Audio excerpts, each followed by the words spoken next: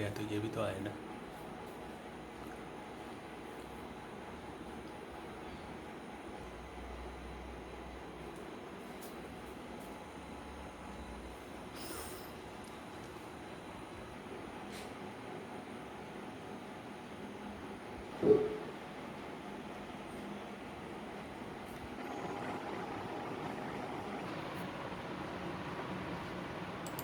तो अब हम सांस्कृतिक कार्यक्रम को थोड़ी देर विराम देते हुए उनकी बातचीत सुनेंगे, उनका भाषण सुनेंगे। इसके बाद फिर विष्णु जी आप तैयार रहिएगा, रामू जी आप भी हमारे साथ जुड़ चुके हैं, अमू जी आप तैयार रहिएगा, फिर आपको हम जोड़ेंगे। हीरा जी कोशिश करिए कि 15 से 20 मिनट में आप अपनी बात को कंक्लूड करिएगा, जिससे कि सभी को अवसर मिल सके। जी जी रामू जी उसकी रिक्वेस्ट आई है। आप सभी को बहुत बहुत जोहार और आभार।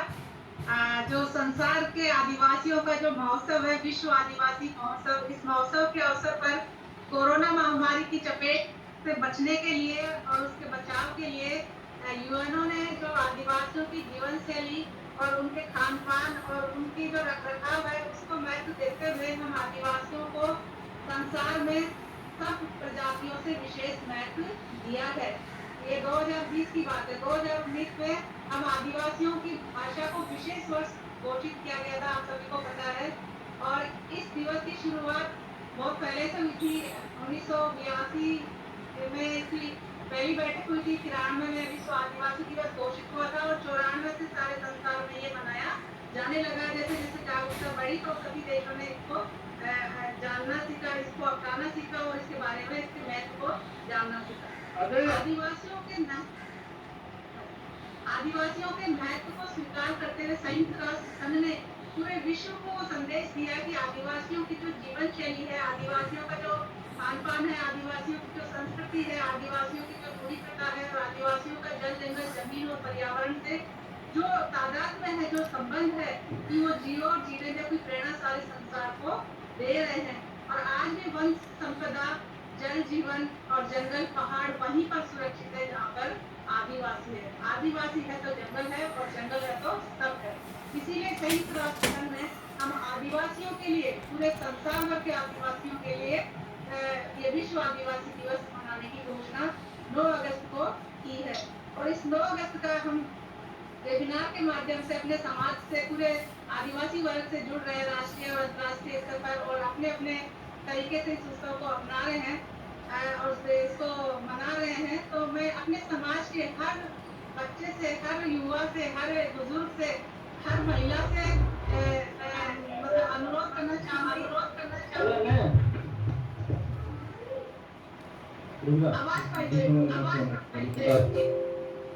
रामू जी आवाज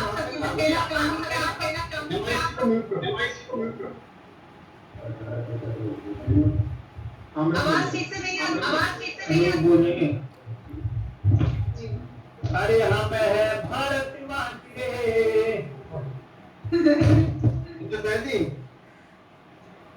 हम आदिवासियों की जो भाषा है, उस भाषा के साथ हमारी अस्मिता, हमारी पहचान, हमारी संस्कृति, हमारी जीवन शैली और हमारा इतिहास बहुत विस्तृत रूप से छुपा हुआ है। इसलिए हमें हमारी भाषाओं को बचाना बेहद जरूरी है।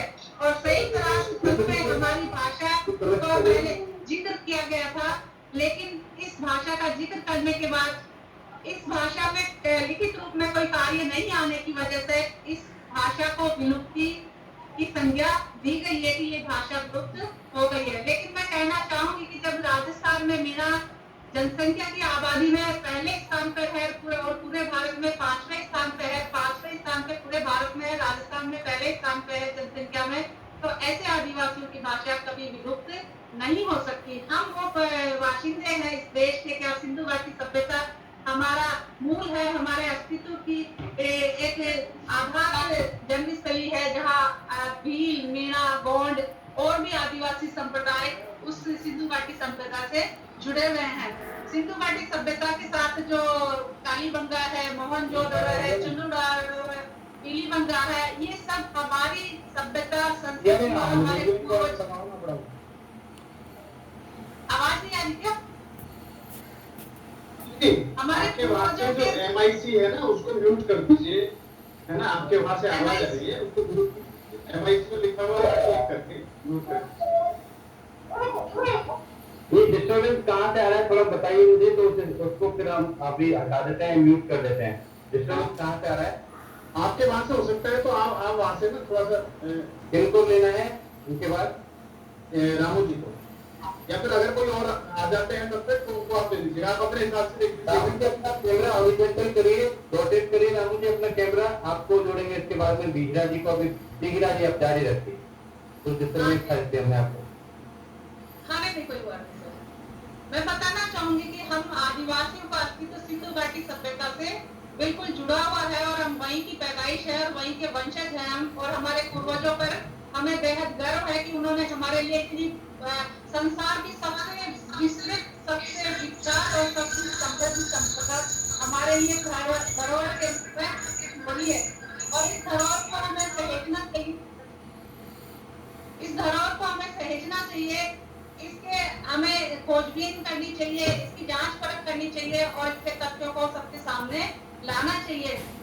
मैं बताना चाहूंगी कि ये जो मोतीराम कंगाली की जो बुक है, इसमें सिंधु घाटी सभ्यता में भील, मीणा, गौंड और नागवंशीय और अन्य आदिवासियों के अवशेष या अस्तित्व के बिल्कुल प्रमाणिक रूप से उस लिपि को परिभाषित किया गया है और इसमें उस लिपि, चित्रलिपि का बहुत अच्छे तरीके से उन शब्दों को समझाया गया है कि किस चित्र का क्या संबंध है, और उन चित्रों का हमारे पुरखों ने बड़ी सहजता से उनको सहेजा है, संभाला है। आप और हम सब, कुछ लोग तो जानते होंगे लेकिन अधिकतर लोग नहीं जानते। हमारे बड़े बुजुर्ग जो मानते आए हैं अपने घरों पे, दीवारों पे, छत पे, आंगन पे, वो उसी सिंधु घाटी सभ्यता के अवशेष हैं। और हमारी जो माताएं हैं, जो दादियां हैं, जो नानियां हैं, जो पोदड़े गुदवाती थी अपने शरीर के अंगों पर, वो उसी सिंधु घाटी सभ्यता के बहुत प्रमाणिक चिन्ह है जो आज भी उनके साथ जीवित है, और वो उसी परंपरा के अंश है। हमारे जो समाज में धराड़ी जो प्रथा है, वृक्ष मतलब हर गोत्र के अनुसार हर समाज का एक वृक्ष होता है और उस वृक्ष का संरक्षण करना उसका दायित्व होता है, और ये पर्यावरण संरक्षण के लिए बहुत महत्वपूर्ण योगदान है हम आदिवासियों का। संसार भर के सारे आदिवासी इस प्रकृति प्रेम और धराड़ी प्रथा के कारण ही पर्यावरण रक्षक के सबसे बड़े पहरेदार है, सबसे बड़े रक्षक है, और पूरे मतलब जल जंगल जमीन के साथ पूरी मानवता को बचाए हुए हैं। बाकी बौद्धिक विकास के शिखरों पर बैठे हुए जो लोग हैं, बहुमंजिला इमारतों में जो बैठे हुए हैं या जो हवाई यात्रा कर रहे हैं, वो सबके लिए कोरोना जैसी महामारियां ला रहे हैं। कोरोना जैसी महामारी भारत में पैदा नहीं हुई है, ये विदेशों से आई है, लेकिन इसकी चपेट में अब आम वर्ग भी आ गया है। तो ऐसी समस्याओं को लाने वाले तो संपन्न वर्ग होते हैं, लेकिन जो बिल्कुल समाज के पिछड़े हुए वर्ग है, या जो समाज या देश को खड़ा करने की जो भीड़ होती है, जो मेहनतकश वर्ग होते हैं, वो इस चपेट में आने से वो बेरोजगार हो गए, वो बेदखल हो गए और उनके रोजगार के सारे संसाधन छिन गए, तो वो बहुत आर्थिक संकटों से घिर गए। बीमारी से लड़ना तो दूर, उनके पास खाने के लाले भी पड़ गए। रोजगार के तो कोई अवसर है ही नहीं, और जो पढ़े लिखे लोग हैं उनके लिए भी रोजगार के अवसर बहुत सीमित हो गए हैं या खत्म होते जा रहे हैं, क्योंकि सरकारें जो आई है वो बहुत मैडम खोल जा रही है हर चीज को। रेलवे प्राइवेट हो गया, बैंक प्राइवेट हो गया, इंश्योरेंस प्राइवेट होने जा रहा है, हर चीज प्राइवेट हो रही है। तो जो इस देश को सबसे पहले इस पर बसाया है, इस पर विकसित किया है, इसको जल जंगल जमीन को जीवन उपयोगी बनाया, इसीलिए भीलिस्तान नाम से हमारे आदिवासी की पहचान है, गोंडवाना के नाम से आदिवासियों की पहचान है, मध्य प्रदेश के नाम से आदिवासियों की पहचान है। हम आदिवासियों के लिए संविधान में 5वीं और 6वीं जो अनुसूची दी गई है, वो आदिवासी बहुल राज्यों के विशेष प्रावधान के लिए दी गई थी संविधान में, क्योंकि हम आदिवासियों ने ही इस भारत का निर्माण किया है। इंडोजीनियस पीपुल जहाँ रहते हैं उस देश का नाम इंडिया रखा गया, क्योंकि आदिवासियों का देश का नाम इंडिया है और उसका हिंदी अर्थ भारत दिया गया है। ये अर्थ हमें अपनी पहचान के साथ हमेशा याद रखना चाहिए और सबको बताना चाहिए कि जो सरकार ने आरक्षण दिया है वो हमारा अधिकार है। हम इस धरती के मूल बाशिंदे हैं, देशज है, इंडोजीनियस है, एनिमिस्ट है, जीववादी है, पर्यावरण के संरक्षक है और जल जंगल जीवन के साथ सबको बचाए हुए हैं। तो हमें हमारी भाषा, संस्कृति, परंपराएं और जो रूढ़ियां हैं जो अच्छी है, समाज के लिए बेहद उपयोगी है, उन सब का संरक्षण करते हुए पूरी मानवता के लिए बहुत अच्छा काम करना चाहिए।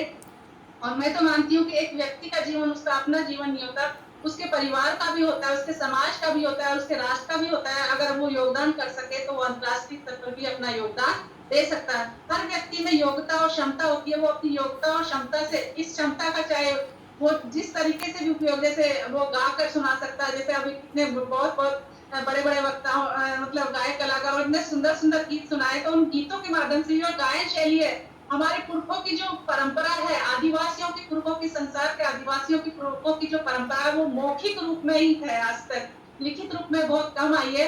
और ये मौखिक परंपरा संसार के ज्ञान का बहुत बड़ा भंडार है। इस भंडार को हमें सहेजना होगा। इस भंडार में हमारी जीवन शैली है, इस भंडार में हमारे क्रियाकलाप है, इस भंडार में हमारे रीति रिवाज है, इस भंडार में ज्ञान का अनुपम भंडार है।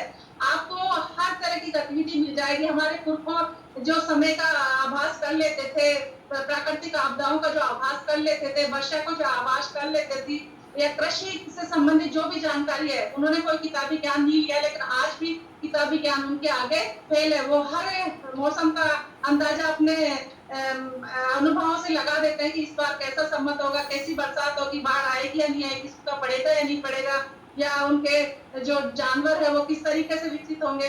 हमारे समाज की जो महिलाएं हैं वो पूरे समाज की रीढ़ है।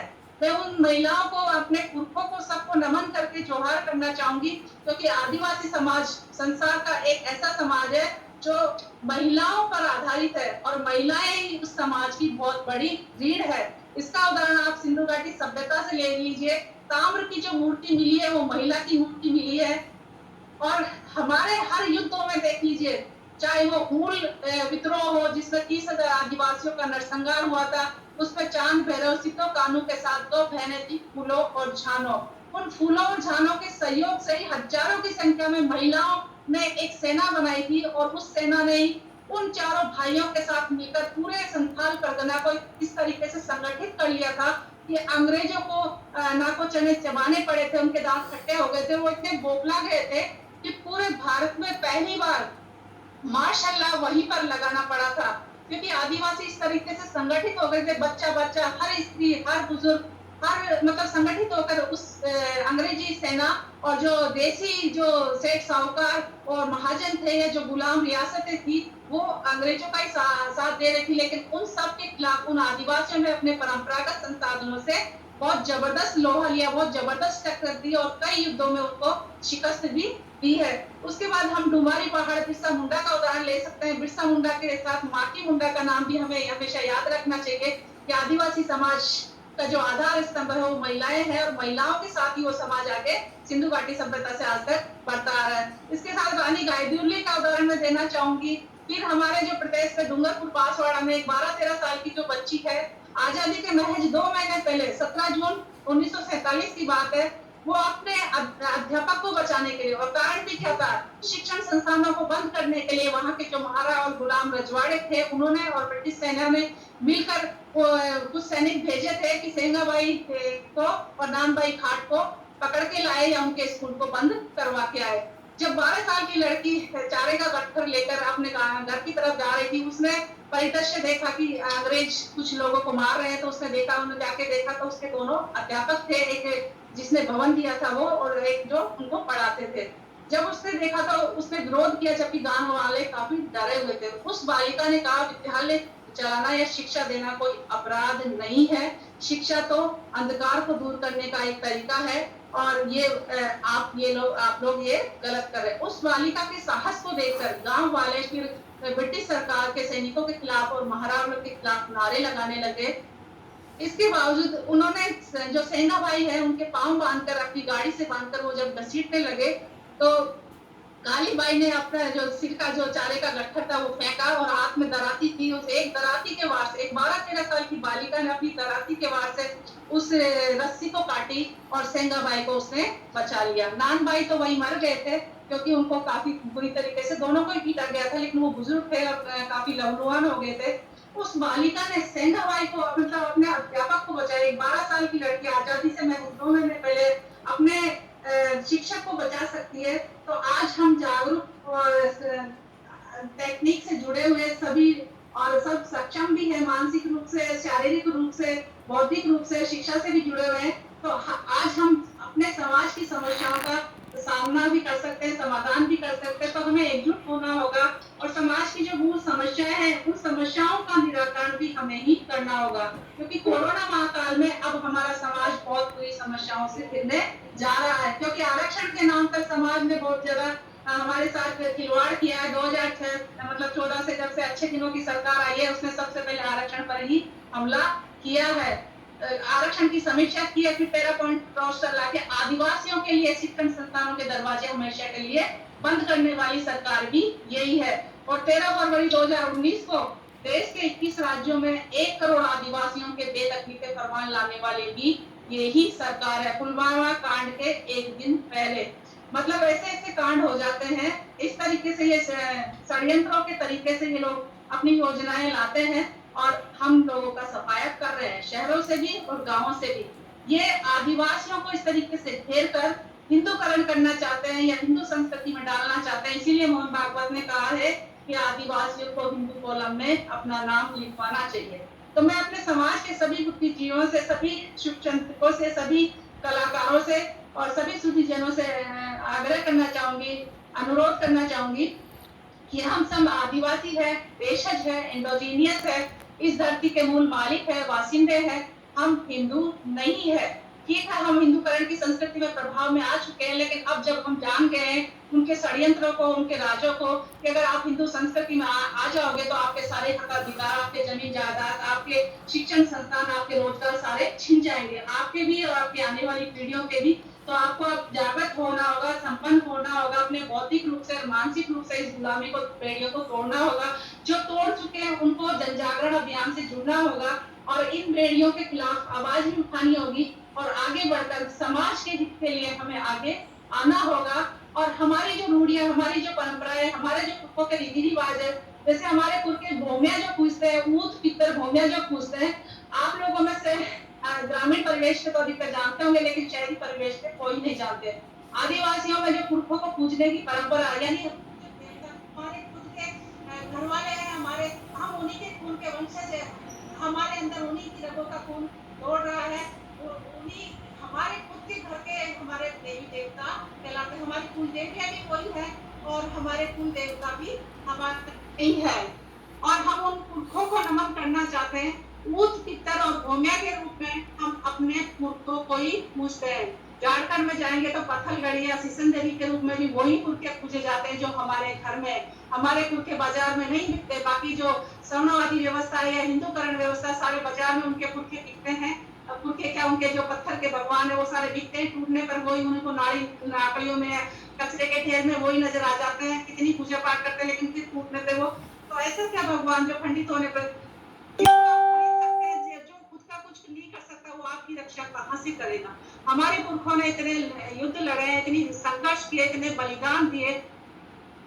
एक जलियांवाला हत्याकांड का उदाहरण हर किताब में दिया जाता है, हर व्यक्ति उसका उदाहरण देता है, लेकिन आदिवासियों के हत्याकांड के उदाहरण कोई नहीं देता। जबकि आदिवासी समाज में बहुत बड़े बड़े हत्याकांड हुए हैं, जैसे डुबारी पहाड़ का मैंने उदाहरण दिया, हूल विद्रोह का उदाहरण दिया, हमारे मानगढ़ का उदाहरण है। ऐसे ही हर प्रदेश में अभी हमारा इतिहास बहुत कम रूप में लिखित है, मौखिक है। तो इस मौखिक साहित्य, संस्कृति और इतिहास को हम सबको मिलकर सहेजना होगा और सबको मिलकर अपने समाज के लिए, अपनी पहचान के लिए, अपनी परंपराओं के लिए, अपनी संस्कृतियों के लिए एकजुट होकर हर व्यक्ति अपनी योग्यता और क्षमता से योगदान दे। जैसे गाने वाले गाना गाए, लिखने वाला लिखने करे, इतिहास वाला इतिहास लिखे और जो सामाजिक कार्य करते हैं या सहयोग करते हैं वो व्यक्ति अपना अपना योगदान देकर समाज को शिक्षा दे सकते हैं, शिक्षा और रोजगार की व्यवस्था चौकन्ना कर सकते हैं और शिक्षण संस्थानों को बेहतर तरीके से संचालन करने के लिए बुद्धिजीवी अपने विचारों से उनको काफी सुधारात्मक योगदान दे सकते हैं। इतना ही कहकर मैं आप सभी से जोहार करना चाहूंगी और अगले वक्ताओं को भी समय मिलना चाहिए, इसीलिए सभी को जोहार। गुजारिश है कि आप हमारे साथ इनका माइक चालू है, आप बने रहिए क्योंकि दोबारा हम आपको एक बार फिर से बोलने के लिए आग्रह करेंगे। अभी हमारे साथ में रामू मास्टर जुड़ चुके हैं। रामू, निवेदन करूंगा कि और महिलाओं को जोड़े, जितनी महिलाएं होंगी, क्योंकि हम जब आदिवासियत की बात करते हैं तो ये हमारी आत्मालोचना है, हमारी सेल्फ क्रिटिसिज्म में कि हमारे सामाजिक मंचों पर महिलाएं बहुत कम दिखती हैं, नहीं के बराबर दिखती हैं। उनकी कम से कम 50% उपस्थिति होनी चाहिए, जैसे कि बाकी आदिवासी समाजों में है। जब आप अगर 10 आदिवासी साहित्यकारों का नाम लेना चाहेंगे तो उसमें से 7 नाम आपको महिलाओं के मिलेंगे। लेकिन हमारे समाज में मंचों पर रस्म अदायगी के लिए कोई दिख जाए तो दिख जाए, एक अपनी सजग उपस्थिति के साथ, जैसे कि डॉक्टर हीरा मीना की उपस्थिति और तरह की उपस्थिति के साथ महिलाएं नहीं दिखती हैं, तो मेरे ख्याल से हमको उनको प्रमोट करना चाहिए, अपने साथ लाना चाहिए और इस तरह के मंचों से जोड़ना चाहिए, क्योंकि महिलाएं नहीं जुड़ेंगी तो आने वाली पीढ़ियां भी नहीं जुड़ेंगी और हम सब लोग धीरे धीरे आदिवासी से कट जाएंगे। तो आप सबका बहुत धन्यवाद। हाँ, कुछ कहना चाहती हूँ हीरा जी? हाँ जी सर, मैं कहना चाहती हूँ, आपने महिलाओं की उपस्थिति के लिए कहा है, तो आप लोग भी जोड़ सकते हैं ज्यादा अच्छे तरीके से और वो अपनी सहभागिता भी बहुत अच्छे से दे पाएंगी। इसके साथ आज जो दिवस हम मना रहे हैं उसके लिए मैं 2-3 गीत गाना चाहूंगी प्रोग्राम खत्म होने से पहले, जितना आप अपनी बात कीजिए। ठीक है, तो मैंने तो अपनी बात, मुझे आज कोई भाषण नहीं देना है। आप जो गीत प्रस्तुत करना चाहती हैं वो गीत प्रस्तुत कर सकती हैं। और किसी को नहीं बोलना अभी? नहीं, अब सब बोल चुके हैं। ठीक है, हम विश्व आदिवासी दिवस मना रहे हैं और ये विश्व आदिवासी दिवस 26वां आदिवासी दिवस है। संसार के आदिवासियों का एक महापर्व है जो उनकी पहचान, उनकी संस्कृति, उनकी भाषा और उनके ये कहना चाहते हैं, हीरा मीना जी एक गीत प्रस्तुत कर रही हैं। एक गीत के साथ में ये कार्यक्रम यही समाप्त हो जाएगा जी। सर एक गीत के साथ नहीं होगा, 3 गीत के साथ होगा। चलो ठीक है, 10 महिलाओं की उपस्थिति के लिए मैं 3 गीत गाना चाहूंगी ताकि ये आपको कमी ना करे।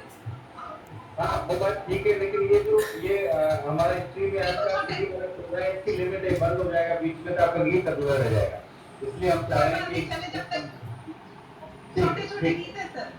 हाँ ठीक है। जैसे हम मीणी भाषा की बात कर रहे हैं, मीणी भाषा में जयपुर दौसा के आसपास के क्षेत्र की जो ढूंढाड़ी मीणी है या ढूंढाड़ी जो राजस्थानी की भाषा है ढूंढाड़ी, तो उसके साथ हम ढूंढाड़ी मीणी भाषा को निकालने की कोशिश कर रहे हैं ताकि हमारी पहचान या हमारी आदिवासियत बची रहे और वो स्थायी रूप से सभी लोगों को माननी पड़े। तो उस ढूंढाड़ी मीणी का या ढूंढाड़ प्रदेश का नाम ढूंढाड़ क्यों पड़ा? वो ढूंढाड़ नाम ढूंढ नदी के नाम से पड़ा। उस ढूंढ नदी की 2 पंक्तियों में वो गीत या वहाँ का परिदृश्य आपको बिल्कुल समझ में आ जाएगा। जैसे कहते हैं कि जल जीवन होता है, तो वो जल मृत्यु का कारण भी बन जाता है, जो हम देख रहे हैं केरल में, देख रहे हैं बिहार में, देख रहे हैं और महाराष्ट्र में भी देख रहे हैं। तो ऐसा नदियों के आसपास उपजाऊ धरती तो होती है, जल भी मिलता है, लेकिन वही जल हमारे समाज की तबाही का कारण भी बन जाता है। ये 2 पंक्तियों में आपको कुछ सुनने को मिलेगा। पुराने परिदृश्य में आप सभी लोग वापस लौट जाएंगे। जैसे देवरिया की छेड़ा बेगी जेठ की गायार थारी काई काई जीजा बेगी नंदी ढूंढ के माया, नंदी ढूंढ के माया। अब ये और अंतराय, लेकिन ये 2 पंक्तियां ठीक है अभी के लिए। हम हमारे पूर्वजों को याद कर रहे हैं और पूर्वजों को जो धरोहर है सिंधु घाटी सभ्यता से लेकर आज तक की, जैसे हम कहते हैं कि हम किसी टाइम पे मतलब 1000 साल पहले हमारे जो पुरखे थे वो रजवाड़े भी थे, जिसमें खोना गौरिया है, आमेर है, नारगढ़ है, गेटोर है, झोटवाड़ा है या ये बूंदी है। ये सब मीणाओं के राज्य या शासक वाली जगह रही है और यहाँ हमारे पुरखों ने राज किया है। तो मैं उन्हीं के सम्मान में, हमारे पुरखों के सम्मान में एक पुरखा गीत या ऊर की तरह का गीत भी गाना चाहूंगी। गाड़ी जो बेलिया जो चलो सब परिवार रे, गाड़ी जो बेलिया जो चलो सब परिवार रे, मारा पितरा ने भोको रे सारो परिवार पूत जी का बाबो जी बस पहली पाड़ रे, गाड़ी जो भेना जो चालो सब परिवार रे, मारा पितरा ने दो कोरे थारो परिवार रे। अब आदिवासियों में जो पूजा की जो परंपरा वो अपने पुरखों को, अपने पूर्वजों को या अपने वंश के जो पुरखा जो गुजर चुके हैं उन सबको पूजने की प्रथा है। और ये ऊत पितर और भूमिया उन्हीं का रूप है। ऊत और पितर घर परिवार में स्थापित रहते हैं और जो भूमिया है बताया जाता है कि 7वीं पीढ़ी में आने के बाद उसी रूप ऊत पितर के रूप को भूमिया के रूप में स्थापित कर दिया जाता है। जिनके पास जमीन रहती है तो कुएं के पास या खेत में या अपने घर के किसी चबूतरे पे स्थापित किया जाता है और वो एक साधारण पत्थर के रूप में होते हैं और वो आपको आदिवासी सभी प्रदेशों में देखने को मिल जाते हैं। हमारे समाज की जो मूल समस्याएं, मैं 3 समस्याओं को गिनाना चाहूंगी। उसमें सबसे बड़ी जो समस्या है वो है शराब का सेवन, दूसरी है अंधविश्वास और तीसरी है पढ़े लिखों की नासमझी। क्योंकि हमारा समाज में शिक्षा को इसमें समस्या नहीं बल्कि उसको खूबी समझ रही हूँ, क्योंकि हमारे जो पुरखे थे वो अशिक्षित थे लेकिन उन्होंने सिंधु घाटी सभ्यता से लेकर 1000 ईस्वी तक हमारे लिए बहुत विशाल धरोहर छोड़ी है। वो मौखिक रूप में है, कुछ लिखित रूप में है, कुछ किलों के रूप में, कुछ में उनके जो बावड़िया है, जो उनके नकार खाने हैं या उनके जो ऐतिहासिक अवशेष है उनके रूप में दर्ज है। वो सब पढ़े लिखे नहीं थे लेकिन फिर भी उनके पास है। आज हम पढ़े लिखे हैं और अधिकांश लोग कई अच्छे पदों पे हैं लेकिन फिर भी वो धार्मिक रूप से मानसिक गुलाम है। आज वो रूढ़ियों को ढो रहे हैं और दहेज प्रथा जैसी समस्या को बढ़ाने का काम वो लोग कर रहे हैं जो पढ़े लिखे हैं, जो सक्षम है। तो मैं समाज के सभी वर्गों से या सभी हम उम्र दराज लोगों से, युवाओं से अपील करना चाहूंगी कि दहेज वाली समस्या पर गंभीर रूप से विचार कीजिए और इस समस्या का निराकरण भी आप सभी को मिलकर करना होगा, क्योंकि ये हमारे समाज की बर्बादी का बहुत बड़ा कारण है। दहेज जो सक्षम होते हैं वो तो दे देते हैं, ले देते हैं, लेकिन किसी को कम लगता है। कई तरह के इसमें अपवाद भी खड़े होते हैं और जो गरीब लोग होते हैं वो देखा देखी में फिर बहुत गर्त में चले जाते हैं कर्जा लेकर। तो ये सभी तरीके से बर्बादी का कारण है और सबसे ज्यादा हमारी आदिवासियत को नष्ट करने का बहुत बड़ा ये तरीका है भगवाकरण और दहेज। तो हम सबको, चाहे हम कितने भी शिक्षित हो जाए, कितने भी संपन्न हो जाए, कहीं पर भी पहुंच जाए, लेकिन अपनी आदिवासियत को, अपनी भाषा को, अपने संस्कारों को और अपने पुरखों के इतिहास को हमें सहेजना चाहिए। हर स्तर पर इसको सहेजने की कोशिश करनी चाहिए और जिसका जो योगदान है वो योगदान समाज में देना चाहिए अपनी योग्यता और क्षमता के अनुसार। इतना ही कहकर मैं आप सभी से विश्व आदिवासी दिवस, जो 26वां आदिवासी दिवस है, उसकी बहुत बहुत शुभकामनाएं, जोहार के आप सबको बहुत बहुत बधाइयां देना चाहती हूँ कि आप सबने इतना अच्छा कार्यक्रम संयोजित किया और सवेरे से लगे, सवेरे क्या कई दिनों से लग रहे हैं। एक दिन की मेहनत का परिणाम नहीं है, कई दिनों की मेहनत का परिणाम है और आपकी कर्मठता है कि इस प्रोग्राम को हम कोरोना महाकाल में, जो वैश्विक महाकाल सकते हैं, उसमें आज हमें एक तरह से लाख शक्र हमें बंद करके रखा हुआ, हम अपने अपने घरों में हैं, लेकिन फिर भी हम जुड़े हुए हैं और इन समस्याओं के समाधान के लिए पुरजोर कोशिश कर रहे हैं। जैसे संयुक्त राष्ट्र संघ ने विश्व आदिवासी दिवस की घोषणा की है, वैसे 2020 में अभी मतलब इस वर्ष आदिवासियों की जीवन शैली और उनके खान पान को और उनके जो रखरखाव है उसको पूरे विश्व को बचाने के लिए बहुत बड़े योगदान के रूप में स्वीकार किया। तो ये हमारे लिए बेहद गर्व की बात है और हमारे आदिवासी हमें बेहद गौरवान्वित करती है और इससे हमें हमेशा नाज रहेगा और इसको हमेशा बढ़ावा देना चाहिए हर स्तर पर। इतना ही कहकर मैं जोहार करना चाहती हूँ, आप सभी को जोहार करना चाहिए। जोहार। तो मित्रों, आपने हीरा जी के गीत सुने जो कि समसामयिक चीजों पर थे, जोड़ने वाले थे समस्याओं से, समाज से। आपका बहुत आभार और बिल्कुल हम सबको प्रयास करना है। मैं तो कई दिनों से कह रहा हूँ मीनाक्षी जी से कि आप आइए और बोलिए कुछ, पर अब उनका मन नहीं बना। हमको एक्चुअली पहल अपने घर से करनी पड़ेगी, अपने साथियों से, साथियों को लाना पड़ेगा। लेकिन एक ये होता है इसमें आदमी की चॉइस भी होती है, उसकी इच्छा है कि वो इस तरह का मंच पे आना चाहते हैं नहीं आना चाहते हैं। मैं तो बहुत प्रोवोक कर रहा हूँ, लेकिन मेरे प्रोवोकेशन असफल रहा। अगले साल तक मैं कोशिश करूंगा कि सफल हो जाए। आप सब लोग आए, जुड़े और आपने समय लिया है, इसके लिए बहुत बहुत धन्यवाद। हम इस सिलसिले को जारी रखेंगे। हम भौतिक रूप से जुड़ेंगे और जब संभव नहीं हो पाएगा इस तरह से आभासी दुनिया के माध्यम से संवाद को जारी रखेंगे। आप सबका बहुत धन्यवाद। एक बार फिर से आपको विश्व आदिवासी दिवस की बहुत बधाइयाँ और बहुत शुभकामनाएं। प्रकृति के साथ जुड़ें, पुरखों के साथ जुड़ें और आदिवासी को आगे ले जाएं। बहुत धन्यवाद।